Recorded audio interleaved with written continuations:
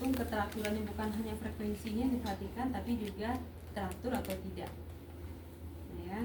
Nah, ini perlu kita cek. Nah, setelah itu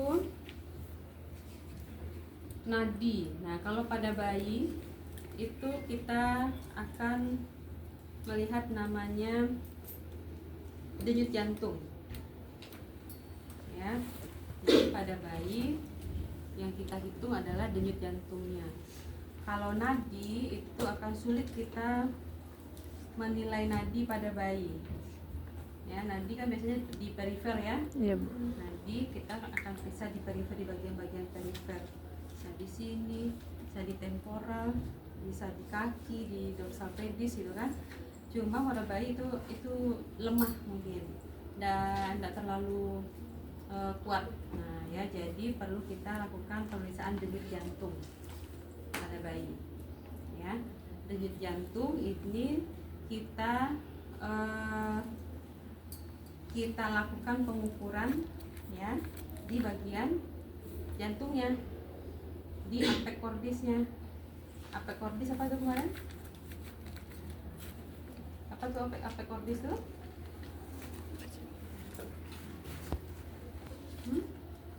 Apa itu apek cordis?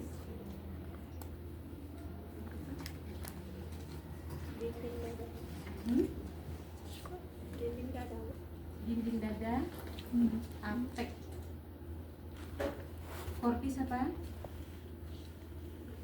Cordis itu apa? Tekanan darah. Nah, tekanan darah. Kalau pada bayi tekanan darah itu opsional saja. Tidak selalu perlu kita periksa tekanan darah pada bayi. Ya, dalam kondisi tertentu bayinya sakit berat, ya, ini perlu kita lakukan pemeriksaan tekanan darah menggunakan manset yang sesuai dengan ukuran lengannya ini. Jadi ukuran mansetnya ini berarti ukurannya yang paling kecil. Nah, ini adalah manset anak. Nah, ya. Ini manset anak dan ukuran manset bayi adalah ukuran yang paling kecil, ya, sesuai dengan ukuran lengannya. Nah, ya. Nah, ini opsional saja jika bayinya dalam kondisi sakit berat. Ya, makanya kita perlu lihat di awal tadi dulu kondisi umum dari bayi. Nah, kalau tidak perlu kita periksa tekanan darah, ya. Selanjutnya kita lakukan pemeriksaan lagi. Apa udah selesai tanda vitalnya? Sudah. Nah, ada satu lagi tanda vitalnya ya. Saturasi oksigennya ya. Saturasi oksigen kita periksa. Jadi harus ada oximeternya. Nah, tambahin satu lagi nanti di apa tadi? Oximeter alatnya ya. Periksa saturasi oksigen ya. Nah, setelah selesai baru kita lakukan pemeriksaan fisik dari kepala sampai ke Kaki. Kita mulai dari Kepala. Lihat bentuk kepala. Perhatikan dulu bentuk kepala. Bulatkah, lonjongkah kepalanya? Ada apa namanya? Cairankah menumpuk di kepalanya? Ada bengkakkah di area kepalanya? Mungkin saja bayi-bayi yang lahir dengan forceps, ditarik pakai forceps atau pakai vakum, mungkin akan ada jejas di bagian kepala yang akan terlihat. Ya, nah, lihat apakah ada luka di kepalanya. Lihat ya, rambutnya udah merata atau belum? Kita lihat sudah tumbuh atau belum rambutnya. Nah, ya, setelah dilihat apa lagi? Dipalpasi lagi ya, raba kepalanya. Apakah ada benjolan teraba di kepala? Nah, ya. Nah, raba apakah suturanya bagaimana? Sutura pertemuan antara tulang-tulang tengkoraknya bagaimana? Terasa suturanya teraba. Kemudian raba ubun-ubunnya. Di bayi itu ada ubun-ubun namanya ubun-ubun besar ya, dan ubun-ubun kecil. Jadi kita akan raba ubun-ubun di bagian sini ya, di antara frontalis. Nah ya, raba ubun-ubunnya. Jadi ubun-ubun, pernah enggak meraba ubun-ubun? Nah, lunak ya. Lunak ini diantaranya sekelilingnya mungkin dia seperti ini bentuknya ya, lebih kurang. Kita raba dengan lembut, jangan ditekan. Kalau kita tekan itu berarti kita menekan jaringan otak. Nah ya, itu langsung otak tuh. Jadi raba saja dengan lembut begini. Nah, gimana ubun-ubunnya? Tegangkah atau cekungkah ubun-ubunnya? Ya, atau malah mencembung ubun-ubunnya? Karena ini akan berkaitan dengan kondisi-kondisi penyakit yang mungkin terjadi pada bayi ini. Yang normalnya tentunya ubun-ubun datar dan lembut. Nah, ya, tidak mengkilat. Ketika kita lihat tidak mengkilat ubun-ubunnya. Ya, ubun-ubun tidak mengkilat. Waktu diraba dia datar dan lembut. Ya. Tapi kalau waktu diraba ubun-ubunnya kok kayak mencekung ke bawah, kelihatan juga ubun-ubun mencekung ke bawah. Nah, ini adalah salah satu tanda-tanda dehidrasi pada bayi. Ya. Kemudian ada satu lagi kondisinya ubun-ubunnya malah menonjol ke atas. Waktu kita raba tangan kita agak terasa ada benjolan. Nah, ini adalah ditambah lagi kelihatan mengkilat. Nah, berarti ada tekanan yang besar dari bawah dari dalam ya, ada tekanan besar yang mendesak ke atas ya. Tekanannya berarti berasal dari otaknya ya.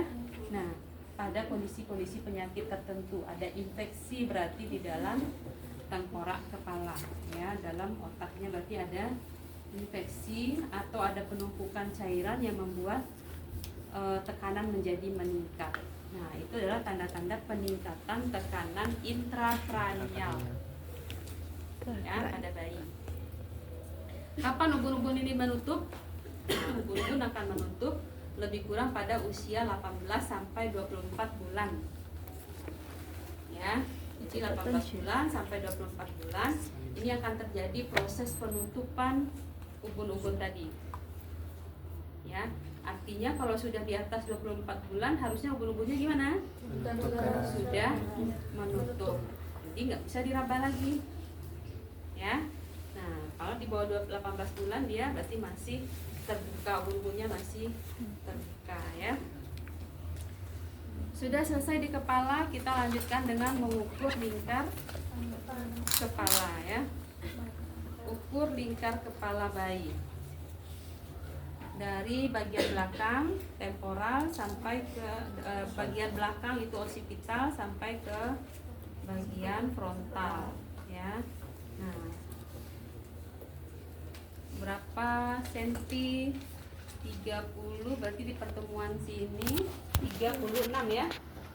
36 senti. Nah, kita ukur lingkar kepala bayi. Setelah selesai baru kita masuk ke organ yang ada di wajah. Wajah pertama mata, simetris nggak matanya kiri dan kanan? Perhatikan dulu simetris nggak ini? Ya, ini matanya jaraknya gimana? Terlalu jauh kah? Ya, atau terlalu dekat? Nah, normalnya lebih kurang 2 jari atau 2 senti. Ya, 2 jari normal ya, bukan 2 jari orang yang gemuk ya. Jadi lebih kurang 2 cm. Kemudian matanya simetris kiri dan kanan. Nah, ya. Kemudian kita lihat lagi korneanya. Nah, lihat apa nak? Ada strabismus kah? Juling nggak matanya? Ya, mata juling ya atau strabismus. Lihat bagaimana dia menggerakkan bola matanya. Kemudian refleksnya, kalau kita kasih stimulus, nah refleksnya gimana? Refleks kedipnya langsung kedip nggak dia? Kiri dan kanan ya. Setelah itu lihat pupil. Bagaimana reaksi pupil terhadap cahaya? Mengecil ketika ada cahaya dan membesar ketika cahaya dijauhkan. Lihat reaksi dari pupil ya. Setelah itu apa lagi? Lihat lagi tadi kalau matanya yang jauh itu pada pasien apa biasanya? Pernah lihat anak Down syndrome? Nah, matanya jauh ya, jarak antara matanya jauh. Nah, jadi ini sudah kita cari tahu nih, ini berarti tanda-tanda ada kelainan kromosom pada bayi ini. Nah, ya.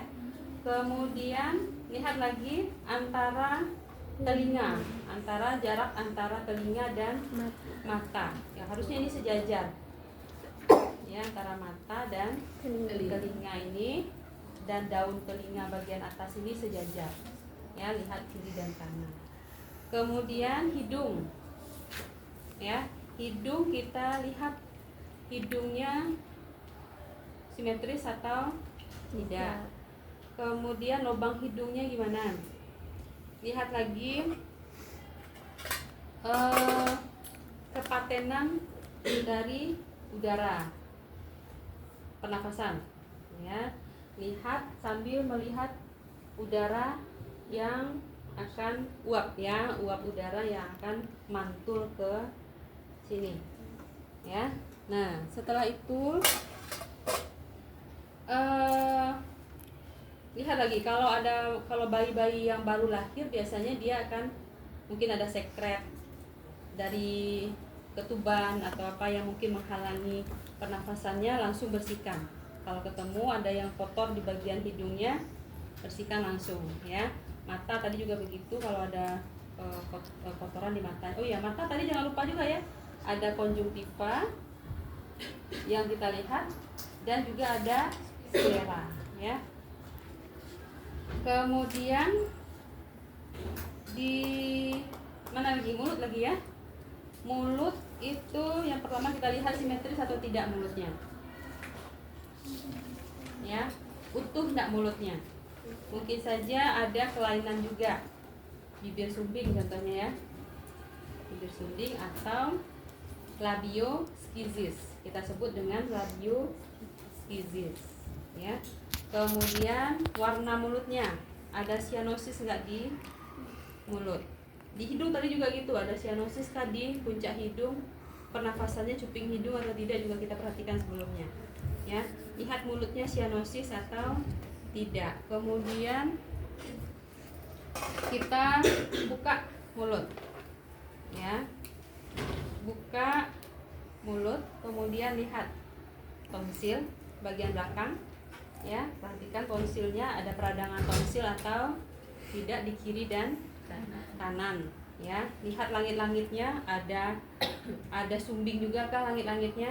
Kita sebut dengan palatoskizis.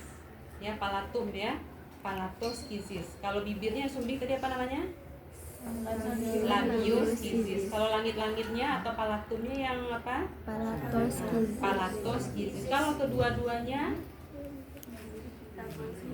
labio palatoskizis ya. Jadi kedua-duanya berarti labio palatoskizis. Jadi berarti bibirnya sumbing juga, langit-langitnya juga sumbing atau ada celahnya. Ya.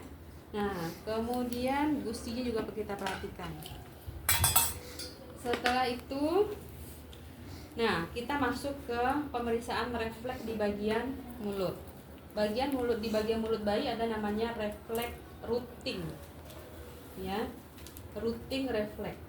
Taruh jari kita di pinggir bibir bayi atau di pipinya. Ya, refleks ruting dia akan mencari, refleks mencari. Ruting itu artinya mencari. Jadi dia akan langsung berusaha untuk menggapai tangan kita. Itu namanya refleks ruting. Ya. Nah, kemudian refleks di bagian mulut ini berhubungan dengan kemampuan nanti bayi dalam menyusu. Nah, ya, jadi ruting refleks berarti dia mencari, seolah-olah lagi mencari puting susu ibu ya. Nah, taruh, oh berarti ini ada sesuatu dia akan mencari, berarti refleks rutingnya bagus. Kemudian refleks yang kedua di bagian mulut adalah refleks sucking, refleks hisap atau refleks sucking, sucking refleks atau refleks hisap. Ini tentunya kita akan nilai refleks sucking ini saat bayi menyusu dengan ibunya. Ya. Tapi kalau ibunya tidak ada di tempat, kalau kita ini ketemu bayi di ruangan perinatologi, ibunya nggak ada di sana, ini kita mau menilai ini bayi ini sudah bisa menghisap atau belum. Gunakan handscoon steril. Ambil handscoon steril, lapisi tangan kita dengan handscoon steril satu lagi, ya. Kemudian masukkan jari kita ke mulut bayi, ya. Tapi pakai handscoon steril, ya. Gunakan handscoon steril, masukkan ke mulut bayi, rasakan hisapannya. Kuatkah atau lemahkah atau tidak ada hisapan sama sekali. Nah, bayi prematur itu biasanya lemah atau tidak ada hisapan, nggak mampu dia untuk menghisap. Diam aja, dia udah masuk tangan kita ke ke mulutnya, dia diam aja. Ya, berarti tidak ada hisapan atau hisapannya lemah, ya. Nah, kemudian refleks yang ketiga itu adalah refleks menelan atau refleks swallowing. Ya, refleks menelan atau swallowing berarti nanti kita mau melihat kemampuan bayi dalam menelan.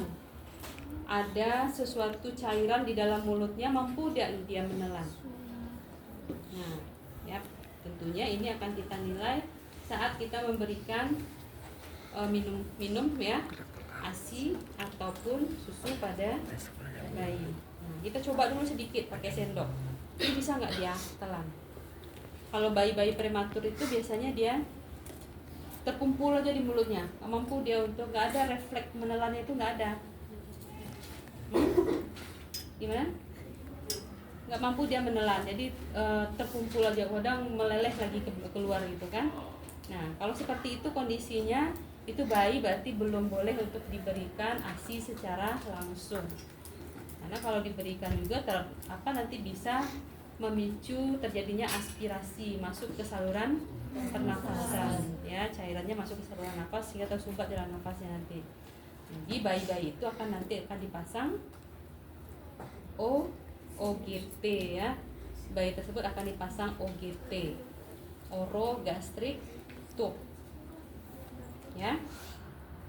Jadi bayi-bayi yang refleks rutingnya lemah, refleks suckingnya lemah, refleks swallowingnya lemah atau tidak ada, itu akan dipasang OGT untuk membantu makannya atau minumnya, ya. Oke, selanjutnya kita ke telinga. Lihat telinga bayi. Telinganya sudah ini belum? Sudah lengkap belum garis-garisnya? Sudah ada garis-garisnya. Karena kalau pada pasien prematur biasanya telinganya garis-garisnya belum terlihat jelas itu kan. Kemudian ini lemah, rawan, tulang rawannya ini masih sangat kurang, ya. Jadi kita perhatikan kiri dan kanan, ya. Kemudian kita kasih dia refleks suara. Nah, bisa enggak berespon nggak dia gitu? Respon nggak dia dengan suara, ya? Dia mungkin akan mencari gitu kan, ada suara di dekatnya. Lanjut kita ke bagian leher. Leher kita perhatikan juga leher bayi, adanya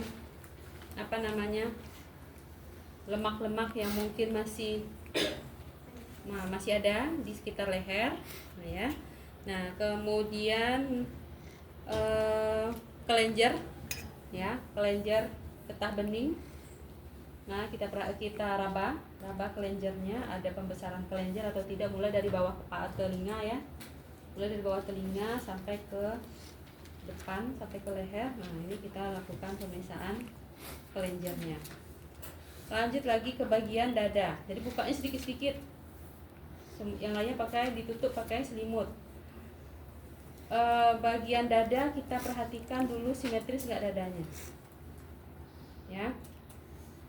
Kemudian ada tarikan dinding dada atau tidak?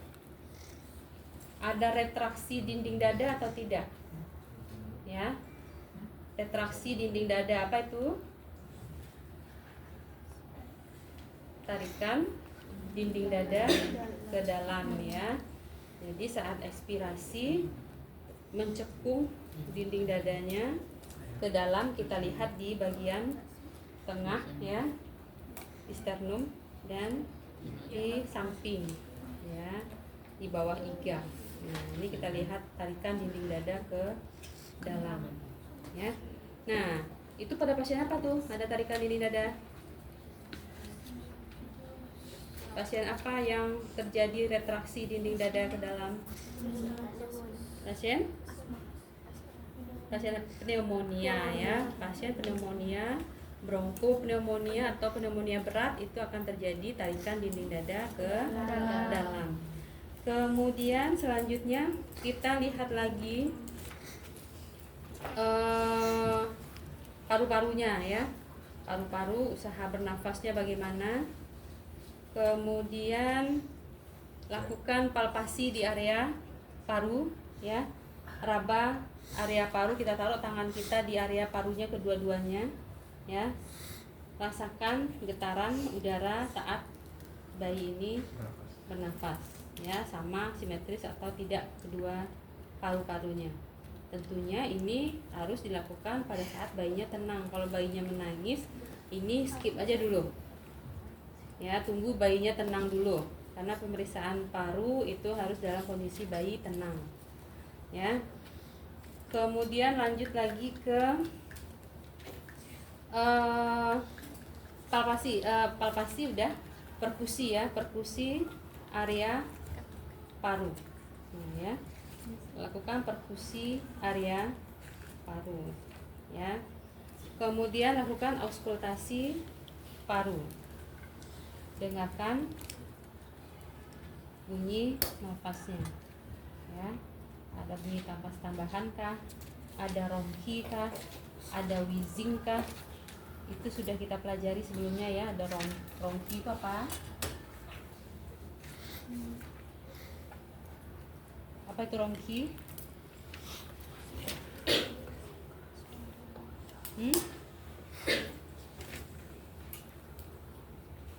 Apa ronki? Tarikan nafas dalam, ronki. Apa itu ronki? Suara nafas tambahan yang bagaimana?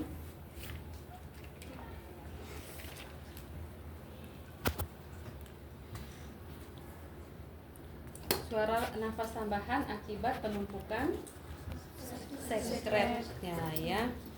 Suara nafas tambahan akibat penumpukan sekret itu bunyinya ronki. Jadi tidak tidak jernih suara nafasnya. Kalau wheezing, dia ada sumbatan pada jalan nafas, ya.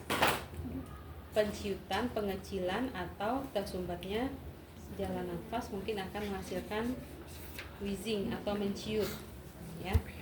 Selanjutnya paru-paru udah, lanjut lagi ke jantung, ya. Bisa abdomen langsung, jantungnya, ya, harus jadi di paru-paru itu jangan lupa ada 2 organ mau kita periksa di sana. Ada paru-paru, ada jantung. Jantung kita lihat dulu. Jantung dia dominan ke sebelah kiri. Kita akan periksa, kita akan observasi sebelah kiri. Nah, ya, ada iktusnya nggak terlihat? Iktus itu apa? Iktus cordis itu apa? Tadi apek cordis. Kalau sekarang iktus cordis apa itu?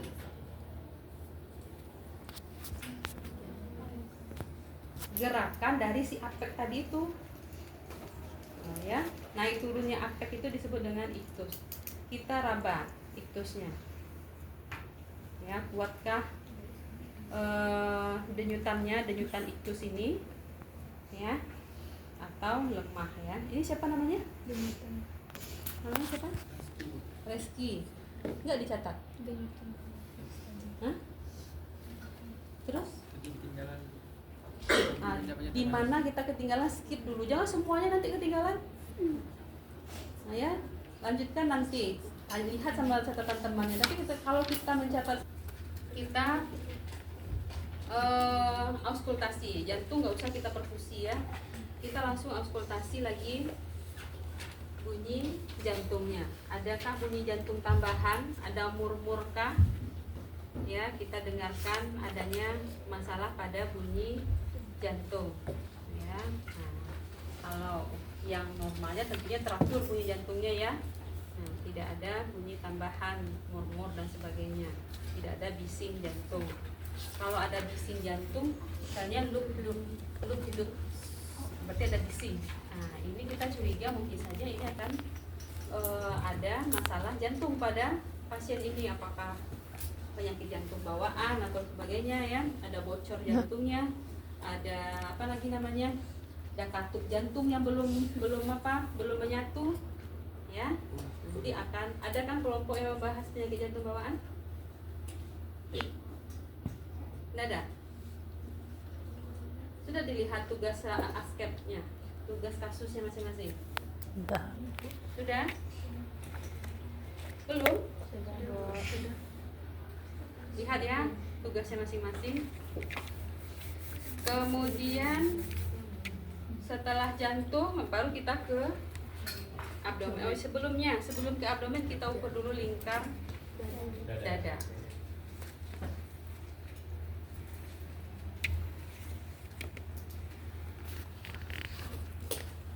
Sejajar dengan puting susu.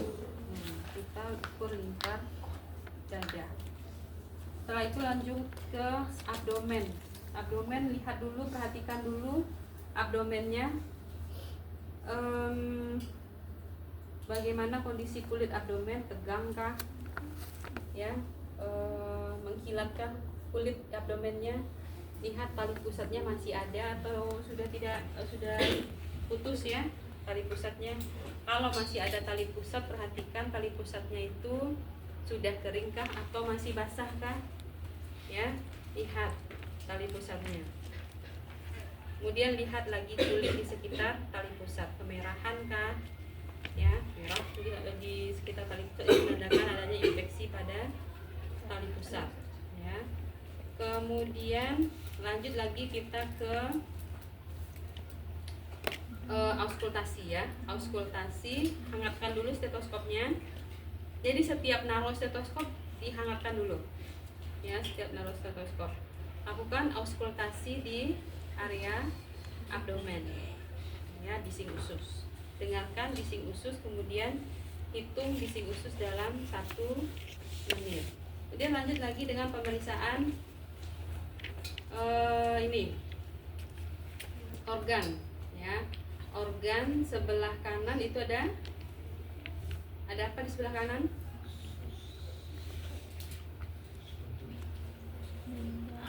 Di bagian abdomen sebelah kanan apa yang mau kita periksa? Kalau usus nggak akan mungkin kita raba. Apa?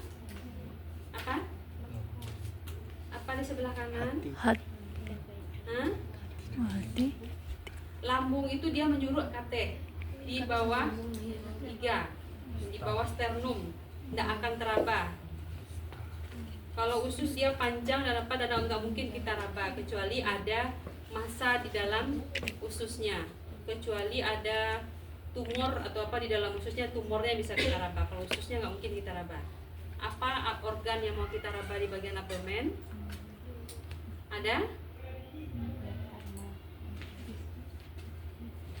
Apalagi ya jangan kayak gini. Jadi kanan ya mau kita raba ya. Nah, raba heparnya sebelah kanan ini. Ya, jalankan tangan kita ke bagian atas. Nah, raba sampai, jadi dari bawah sini jalankan sampai ke bawah iga ini. Nah, ya. Kemudian, di sebalik hepar itu, di bagian bawah hepar itu baru ada pankreas. Bisa kata teraba pankreasnya? Itu tak mungkin kan? Yang besarnya ya heparnya. Kalau pankreas itu sedikit, cuma di bawah pula dia lagi posisinya. Ya. Kemudian apa lagi di sebelah kiri? Ada apa di sebelah kiri? Ya, raba lagi ginjalnya. Lakukan perabaan di bagian belakang, taruh tangannya di atas 1, di bawah 1. Lakukan penekanan, kemudian lepaskan. Nah, teraba ginjalnya di belakang. Ini juga begitu. Taruh di sini 1, di bawah 1. Tekan sedikit ke bawah, lepaskan dengan cepat. Jangan lepas pelan-pelan. Kalau lepas pelan-pelan nggak akan teraba nanti di bawah. Lepasnya dengan cepat. Nah, nanti akan terjadi lonjakan dari ginjal yang bisa kita raba di bawah ya.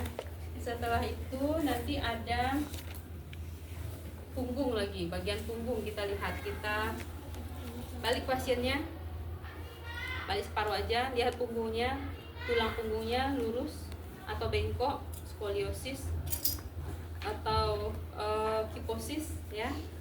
Kemudian ada masalahkah di bagian punggung. Kemudian lihat lagi ekstremitas gerakannya aktif atau tidak, lengkap nggak jari-jarinya ya. Kemudian ininya. Nah, untuk satu lagi, untuk capillary refill pada bayi kita jangan di ujung jari, nggak sama dengan pasien dewasa ya. Capillary refill bisa di sini ya, bisa di bahunya atau di bagian punggung kaki juga bisa ya. Nah, di bagian kulit, pokoknya di bagian kulit ini boleh, di bagian kulit yang bagian perifer ya, di bagian perifer itu boleh kita lihat capillary refillnya. Nah, bedanya dengan kalau pasien dewasa kan di sini ya. Nah, kita apa? Kalau pada bayi boleh di punggung tangan juga kita tekan sedikit. Nah, berapa detik dia kembali ke warna semula. Kemudian ada refleks berikutnya. Refleks keberapa lagi? Kelima. Keempat. Refleks berikutnya adalah refleks genggam pada tangan, kita sebut dengan palmar grasp. Palmar grasp, taruh tangan kita di tangan bayi, dia akan otomatis atau refleks untuk menggenggam. Nah, itu adalah palmar grasp. Kemudian kaki juga gitu. Kaki kita lihat aktif atau tidak gerakannya dulu, dari gerakannya dulu. Kemudian lihat lagi keutuhan jari-jari kaki. Tadi jari-jari tangan juga ya. Kalau berlebih jari-jarinya, jari-jari tangan atau kakinya, itu kita sebut dengan polidaktili. Kalau kurang jari-jarinya cuma 4 di sebelah sini 4, di sebelah sini 4, berarti itu sindaktili ya. Ada polidaktili atau Sindaktili. Baik itu di tangan Maupun di kaki. kaki. Kemudian di area kaki juga ada refleks genggam. Refleks genggam di kaki, plantar grasp. Taruh juga jari kita di kakinya, dia akan mencengkram. Nah, itu namanya plantar grasp ya. Berikutnya ada refleks berikutnya. Refleks berapa lagi? 6, Bu. Refleks fisiologis pada bayi berikutnya adalah refleks Babinski. Kalau pada orang dewasa, refleks Babinski adalah refleks patologis. Patologis artinya, kalau patologis artinya gimana? Refleks yang bermasalah ya. Kalau patologis berarti bermasalah nih. Kalau refleks patologis berarti tidak boleh ada ya. Maksudnya kalau ada, dia berarti pasien ini bermasalah nih pada neurologisnya. Tapi kalau pada bayi, refleks Babinski adalah refleks fisiologis. Fisiologis artinya yang normal ya. Refleks yang normal ada pada bayi. Nah, kita lakukan pemeriksaan refleks Babinski dari ujung tumit. Dari ujung tumit kita lakukan gores sampai ke bagian ibu jari. Nah, membentuk huruf C dari bawah, tapi bikin huruf C tapi mulainya dari bawah ya, dari tumit sampai ke ibu jari. Apa yang akan terjadi? Bagaimana reaksinya? Reaksinya jari-jari yang ini, yang 4 ini dia akan mengembang. Jari ibu jarinya, ibu jari kakinya dia akan fleksi. Fleksinya tapi ke sana. Nah, dorsofleksi namanya. Kalau fleksi yang biasa begini ya. Tapi kalau dorsofleksi, fleksi tapi ke belakang sini. Ya. Jadi ibu jari kaki akan dorsofleksi ke belakang, fleksi tapi ke belakang. Jari yang lainnya akan hiperekstensi, mengembang begini. Nah, ini adalah reaksi dari refleks Babinski. Babinski. Ya. Nah, Sky. ukur kedua-duanya refleks Babinskinya. Ya, kiri dan Kanan. kanan. Lihat apakah refleks Babinskinya ada untuk bagian kiri dan Kanan. kanan. Ya. Genitalia, diperiksa genitalianya. Kalau bayinya laki-laki, lihat testisnya, lihat skrotumnya. Periksa skrotumnya sudah turun nggak telur-telurnya kedua-duanya, kiri dan kanan. Nah, kemudian testisnya gimana? Testis tadi ya, dan testis akan berada di dalam skrotum ya. Nah, testisnya sudah turun belum? Kita periksa. Kemudian penisnya ini kita lihat kalau bayinya lagi BAK itu kita lihat pancaran dari BAK-nya, atau tanyakan ke ibu kalau ibunya ada BAK-nya gimana, normal nggak Bu? Ada pasien yang BAK-nya itu keluarnya harusnya berada di ujung penis mancarnya, sekarang BAK-nya keluar dari tengah-tengah. Nah ya, berarti saluran ureternya tidak sampai ke ujung, nggak sampai ke ujung penis, cuma sampai sini, keluar BAK-nya dari sini. Namanya adalah hipospadia. Kalau dia mancarnya ke atas, ada juga nih yang mancarnya ke atas, namanya adalah epispadia. Nah ya, jadi itu adalah kelainan-kelainan yang harus kita deteksi pada usia bayi. Karena kalau deteksinya sudah pada usia yang besar, ini akan sulit untuk mengoreksinya, untuk mengatasinya lagi. Jadi waktu pemeriksaan fisik pada bayi, periksa semuanya ya, sampai ke genitalianya. Ya, lihat ujung dari saluran kemihnya ya. Begitu juga dengan anus. Anus juga harus kita lihat. Angkat kaki bayi ke atas, kemudian lihat lubang anusnya, buka, lebarkan anusnya, lihat ada nggak lubang anus ya. Nah itu juga kalau ibunya mengeluhkan sudah 2 hari bayinya tidak BAB sejak lahir ya. Kalau dia sudah BAB sebelumnya, sejak lahir ada BAB, tapi setelah itu sampai sekarang belum BAB. Nah, ini mungkin beberapa bayi mengalami hal itu karena pemakaian susu ataupun ASI. Ini mungkin saja BAB bisa tidak teratur pada bayi. Tapi kalau dia dari sejak dia lahir sampai sekarang belum ada BAB. Nah ini perlu kita curigai dia mengalami atresia ani ya. Perlu kita curigai nih pasien ini mengalami atresia ani. Makanya pada bayi ini wajib kita periksa ya. Jadi jangan menggembung aja perutnya nanti gitu kan. Nah, makanya dia nggak BAB sejak lahir ya. Oke, sampai di sana ada yang mau ditanyakan?